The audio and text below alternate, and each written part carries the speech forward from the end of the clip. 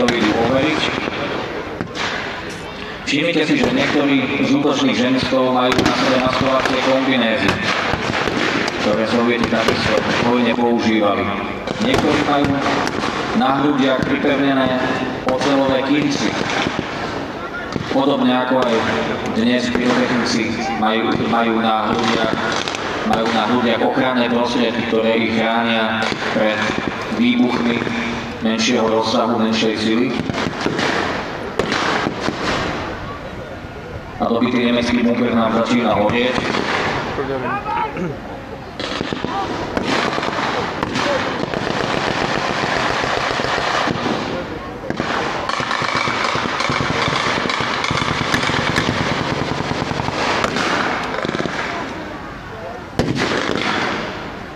A na nemeckej strane sa samozrejme musí zmieriť týmto výsledkom a je možné očakávať aj nejakú protiakciu.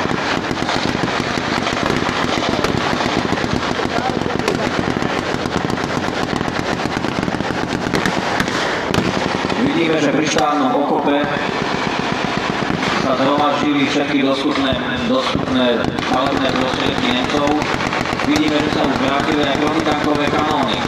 Zjavne si splnili svoju povinnosť na susednom úseku a teraz sa zapoja do boja aj tu.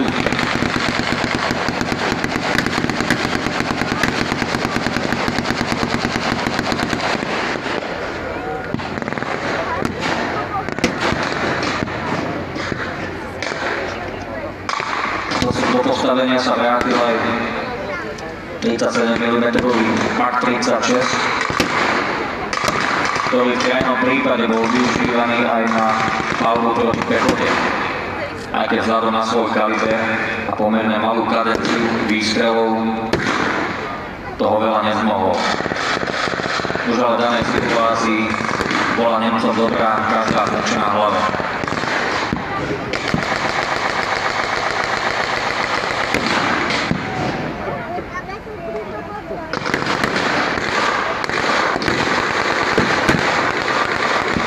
Momentálne sa využívajú hlavne ľahké pechotné zbrane, karabíny, samopaly, gulomety. Použitie ťažkého delostrelstva v tejto situácii je prakticky nemožné, pretože by mohla veľmi ľahko zasiahnuť aj vlastné jednotky. V takýchto prípadoch sa využívali väčšinou mínomety menších kalibrov, z kalibra 80 mm a menšie.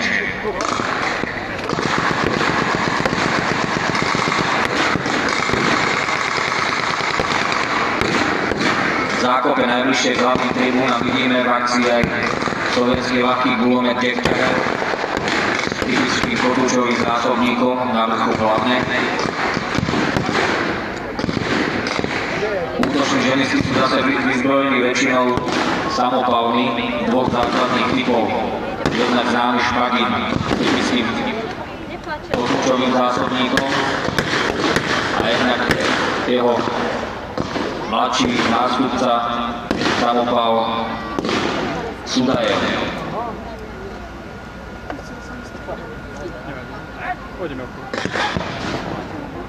Na nemeckej strane sa všetko chystá k pokusu o protiútok, ktorý by mal Sovietov vytlačiť do iných postavení.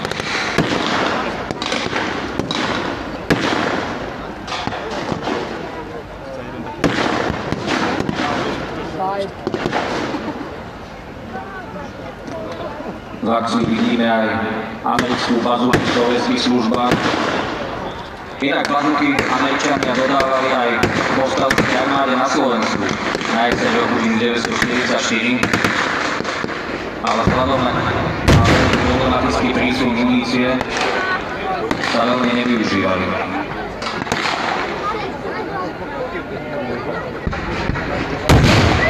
A teraz vidíme v akcii nemecké mínomety. Tie strieľali na vzdialenosť niekoľkých desiatok, maximálne stoviek metrov a skutočnosť, že dokázali páliť proti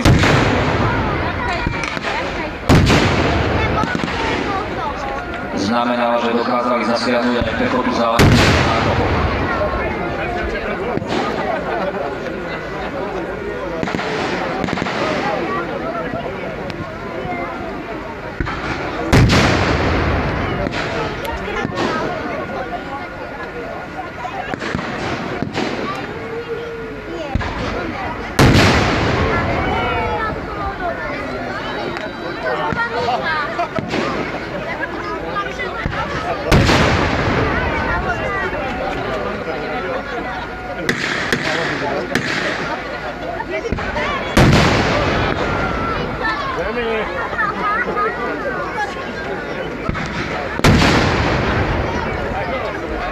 Začnem před 3,5 neofilama.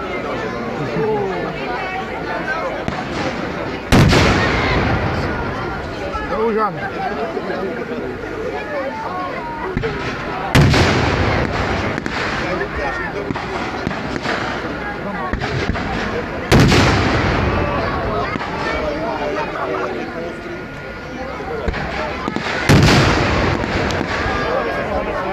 Taky oplačky dymu.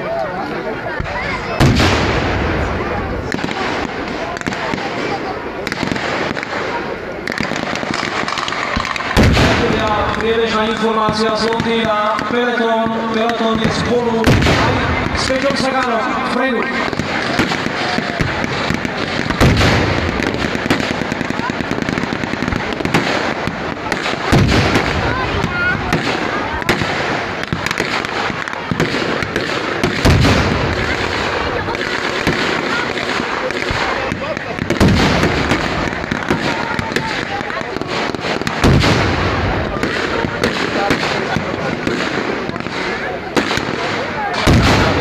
Jednotky opúšťajú presunuté dobité postavenia, vytváčaných palbou nemeckých obranných prostriedkov. A teraz v plnej kráse môžete vidieť Panzerjäger 38 stíhač tankov, známy aj pod prezývkou Hecer.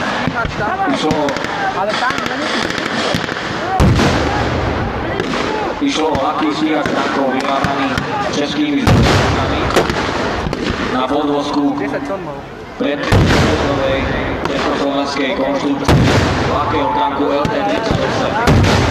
Hecery boli v posledných rokoch veľmi hojne využívané hlavne na obranu, keďže ako mali veľmi nízky profil a teda boli veľmi ľahko maskovateľné. Ich hlavný výzbroj to boli práve spomínaný PAK 40, teda protitankový kanón kalibru 45 mm. Jak sa podriajú tí Nemci. A podri. Slabinou konštrukcia tankov bolo ale trochu slabé smerovanie. Iba 10 až 15 mm. Inak dosahoval pomerne slušnú rýchlosť vyše 40 km za hodinu. Pri dojazde 170 km na ceste a 130 km v teréne.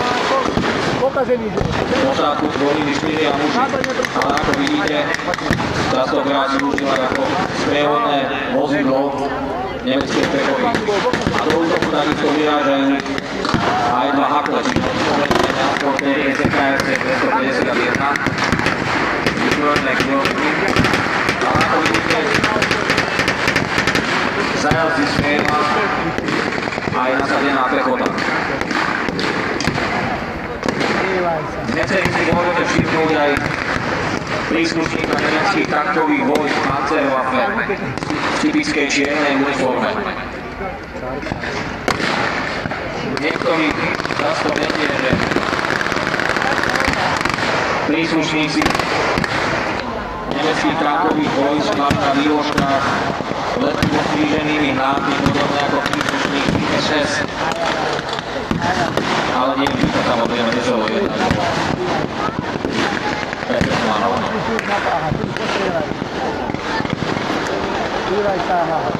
Vodič Hecera vyskočil a odťahuje tela sovietských vojakov, ktorí položili svoje životy za radinu, za Stalina.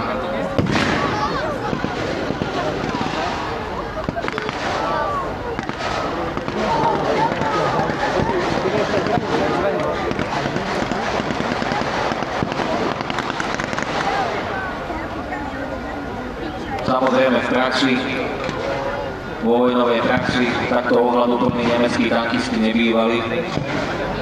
Išli často, a nie len nemeckí tankisti, musíme zase byť objektívni, išli často doslova do písmena cez mŕtvoly. V tomto momente Hecer robí nájazd do pripraveného opevnenia. Môžete si veľmi dobre prezrieť aj konštrukciu podvozku. Hoci ide o repliku, je to veľmi vydarená replika, na ktorej sú zachytené prakticky všetky technické detaily, jednak nastavby a jednak aj toho podvozku z pôvodného tanku LT-38, ktorého jeden kus mimochodom môžete vidieť aj pri múzeu SMP v Banskej Bystrici. Vpravo sa nám zdala skupinka rumunských vojakov. Nemecký vojak ich odvádza do zajatia. Je známe, že Nemci sa k zajatým vojakom